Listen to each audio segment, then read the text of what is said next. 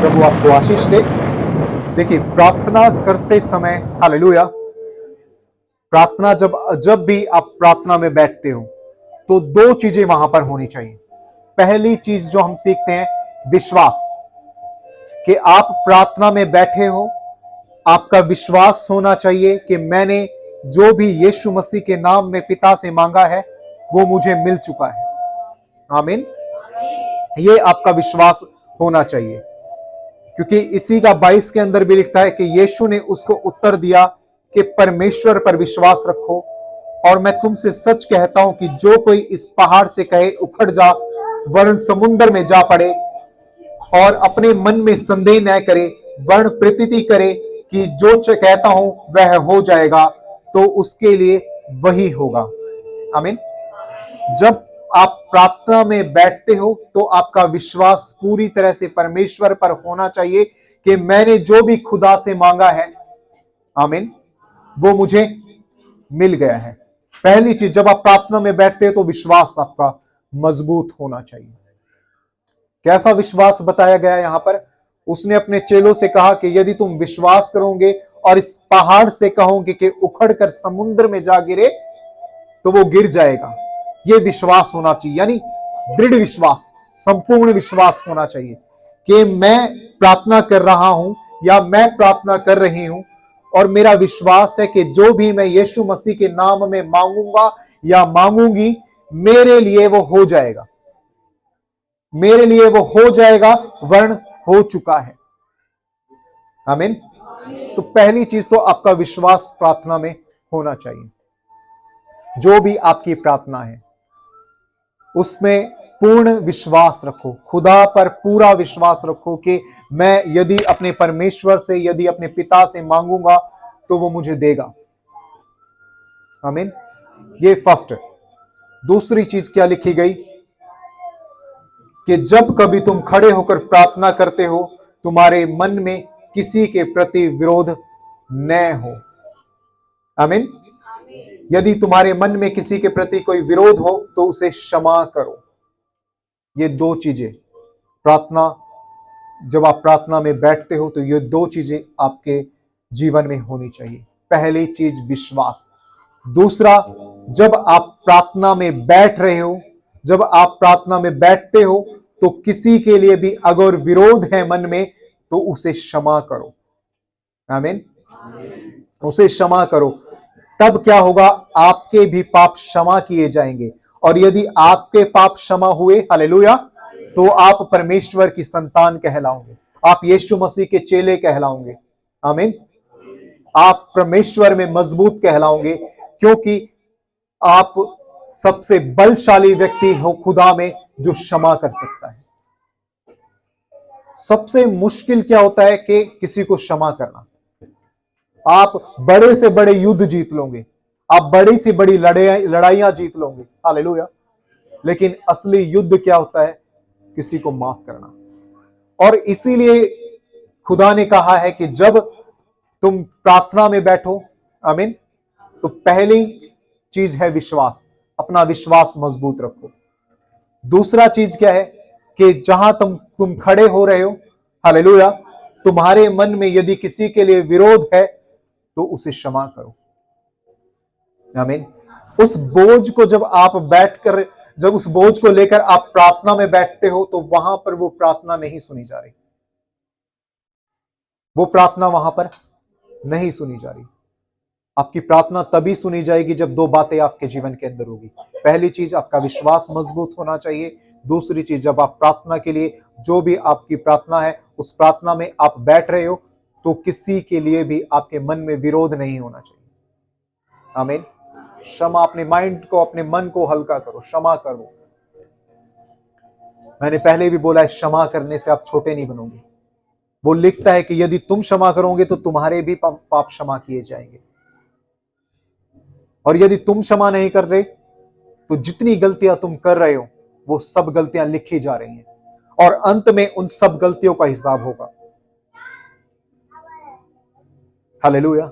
वेदी पर जाने से पहले यदि तेरा भाई तुझसे नाराज हो तो उसे क्षमा कर, उससे जाकर मेल कर, तब तेरी प्रार्थना सुनी जाएगी। आमीन। हमारी प्रार्थना अधिकतर इसलिए नहीं सुनी जाती। विश्वास तो है हालेलुया कि प्रभु सुनेगा, लेकिन उसके बाद भी प्रार्थना क्यों नहीं सुनी जा रही? हालेलुया।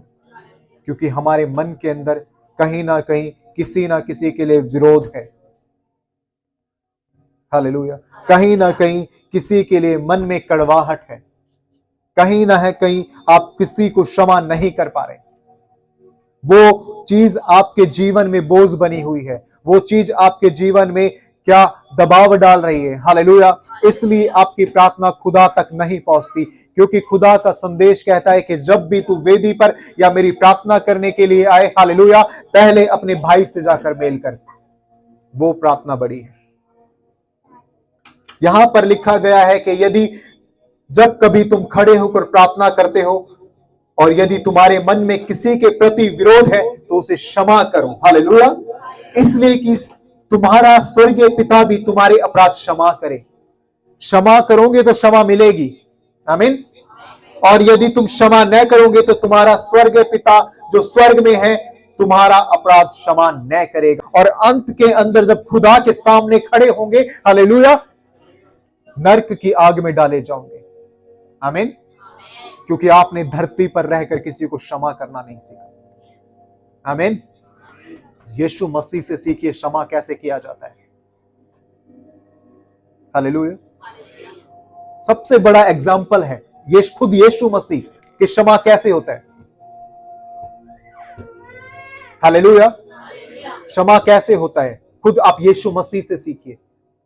आप जिस वचन को पढ़ रहे हो, जिसका वचन पढ़ रहे हो, हालेलुया, उससे सीखिए कि कैसे क्षमा किया जाता है। अपने जब वो क्रूस पर मारा जाता है, जब वो क्रूस पर लटकाया जाता है, हालेलुया, यीशु मसीह की प्रार्थना क्या थी? कोई भी बहन भाई बताए उन्होंने क्या प्रार्थना की?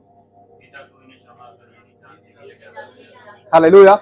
पिता तू इन्हें क्षमा कर क्योंकि ये नहीं जानते कि ये क्या कर रहे हैं। हालेलुया। ये होता है क्षमा करना। इसलिए क्षमा करना बहुत मुश्किल काम होता है। देखिए, जिन लोगों ने यीशु मसीह को क्रूस पर लटकाया है ना, जिन लोगों ने यीशु मसीह का अपमान किया, जिन लोगों ने यीशु मसीह को सजा दी, उनके लिए क्या प्रार्थना की? हालेलुया। उसने ये नहीं कहा कि पिता इन्होंने मुझे मारा है, इसे इन्हें इन लोगों को मेरे मरने के बाद सजा मिलनी चाहिए। हालेलुया। उसने क्या कहा कि पिता इन्हें क्षमा कर, ये लोग नहीं जानते कि क्या कर रहे हैं। ऐसा क्षमा का अनुग्रह, ऐसा क्षमा का वरदान, ऐसा क्षमा का मन आपके अंदर होना चाहिए। तब आपके अपराध क्षमा होंगे, तब आपकी गलतियां क्षमा होगी। हालेलुया। और तब आपकी प्रार्थना पिता तक पहुंचेगी। आमीन। तब आपकी प्रार्थना क्या है? पिता तक पहुंचेगी। विश्वास और क्षमा करना आपके जीवन से अलग नहीं होना चाहिए। आमीन। किसी ने भी आपके जीवन में बुरा किया है, क्षमा करो, भूल जाओ। हालेलुया। क्षमा करो और भूल जाओ। क्योंकि जब तुम क्षमा कर रहे हो तो तुम्हारी जो गलतियां हैं वो क्षमा हो रही हैं। आमीन। आमीन। और जब तुम प्रार्थना में और प्रार्थना करते समय वेदी पर बैठते हो, हालेलुया, घुटने टिकाकर प्रभु के सामने बैठते हो, तो आपका संपूर्ण विश्वास परमेश्वर पर होना चाहिए, पहली बात। हालेलुया। दूसरी बात कि जब आप उस वेदी पर और उस सिंहासन पर बैठे हो, हालेलुया, जब आप उस वेदी पर बैठे हो तो क्या होना चाहिए? किसी के लिए मन में विरोध नहीं होना चाहिए। हालेलुया। क्योंकि प्रभु एकता में है। हालेलुया। फूट में परमेश्वर का अनुग्रह नहीं होता, फूट में प्रार्थना नहीं सुनी जाती। आपके मनों में अगर किसी के लिए विरोध है तो उस व्यक्ति की प्रार्थना कभी भी सुनी नहीं जाएगी, चाहे वो कितना भी प्रार्थना कर ले, उसका विश्वास कितना भी मजबूत हो, लेकिन उसे क्षमा करना नहीं आता। आमीन। तो उसके अपराध भी उसके ऊपर खड़े हुए हैं, अभी तक वो क्षमा नहीं किए गए, वो क्षमा नहीं किए गए हैं। और जब अपराध क्षमा नहीं होगा, हालेलुया, जब उसके सामने खड़े होंगे तो वहां पर आपको उसकी सजा मिलेगी। आमीन। आमीन। तो क्षमा करना सीखिए। हालेलुया। माफ करना सीखिए। जब यूहन्ना का 8 का 1 से 11 के बीच में हम देखते हैं कि एक व्यभिचारिणी पकड़ी जाती है व्यभिचार करते हुए। आमीन। एक व्यभिचारिणी पकड़ी जाती है व्यभिचार करते हुए। फरीसी और शास्त्री और उसे यीशु मसीह के पास लेकर आते हैं कि व्यवस्था कहती है कि इसे पथराव करके मार डाला जाए। आमीन। तू क्या कहता है? उसने कहा कि व्यवस्था सही कहती है कि उसे पथराव कर कर मार दिया जाए, लेकिन पत्थर वो मारेगा जिसने पाप ना किया हो, जिसके जीवन में एक भी गलती ना हो। हालेलुया। जिसके जीवन में एक भी पाप ना हो, वो व्यक्ति पत्थर मारेगा जिसने अपने पूरे जीवन में एक भी गलती ना की हो। हालेलुया। और सब क्या होते हैं? एक एक करके लौट जाते हैं।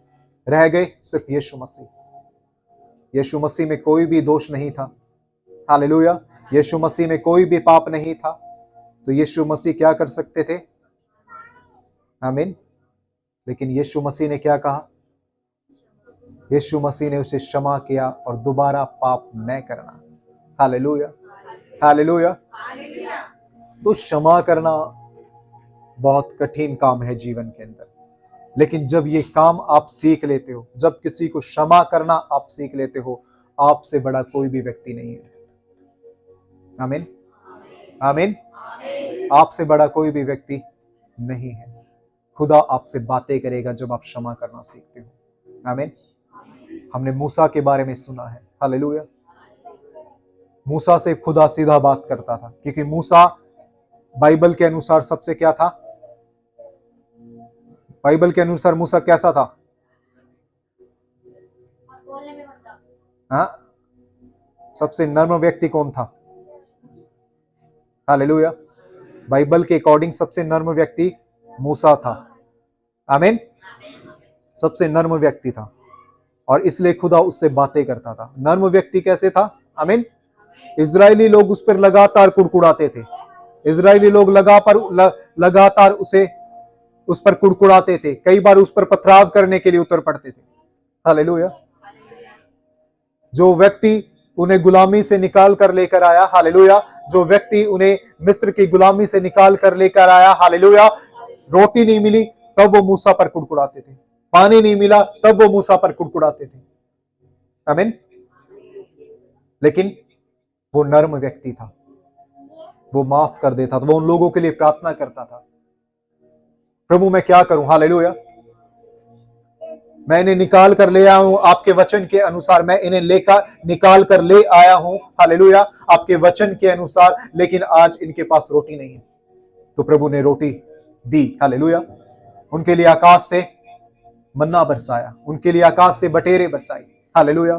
पानी नहीं था, उन्हें पानी का व्यवस्था खुदा ने की, क्योंकि वो मूसा को प्रार्थना सुनता था। इजरायलियों को नहीं, वो किसकी प्रार्थना सुन रहा था? मूसा की प्रार्थना सुन रहा था। हालेलुया। ये चीज, ये आपके मन के अंदर और ये आपके जीवन के अंदर होना चाहिए, नर्मता, कि आप नर्म व्यक्ति हैं, आपको क्षमा करना आता है। और जब आप क्षमा करना सीखते हो, जब आप नर्म बनते हो, तो खुदा आपसे बातें करता है। आपकी हर एक प्रार्थना जो आप कहोगे, विश्वास करो वो आपके लिए हो जाएगा। आमीन। आपसे खुदा बातें करेगा, सीधा बातें करेगा। हालेलुया। क्योंकि आप उसके अनुसार सबसे नर्म व्यक्ति हो, आप उसके अनुसार क्षमा करने वाले हो। हालेलुया। आप उसके अनुसार बहुत बड़े हो, क्योंकि आप क्षमा करना जानते हो। हालेलुया। फिर से मैं वापस आता हूं कि प्रार्थनाओं में दो चीजें, आपकी प्रार्थनाओं में दो चीजें हमेशा होनी चाहिए। पहली चीज आपका विश्वास, और दूसरा चीज, जब आप प्रार्थना में और उसकी वेदी पर बैठ रहे हो, तो मन में किसी के लिए कड़वाहट, मन में किसी के लिए विरोध लेकर मत बैठना, क्योंकि वो प्रार्थना नहीं सुनी गई है। आमीन। वो प्रार्थना नहीं सुनी गई है। हालेलुया। तो क्षमा कीजिए। दो लोगों के विश्वास के बारे में हम बात करेंगे कि उनका विश्वास कितना बड़ा था। हालेलुया।